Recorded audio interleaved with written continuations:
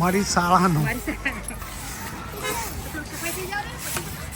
મારી શાળા જેમાં મેં બાળપણનો અભ્યાસ કર્યો છે.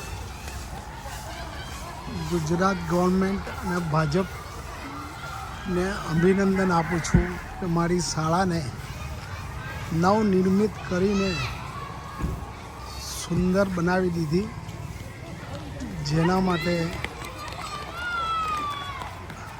ઘણો આભાર માનું છું. મારી શાળા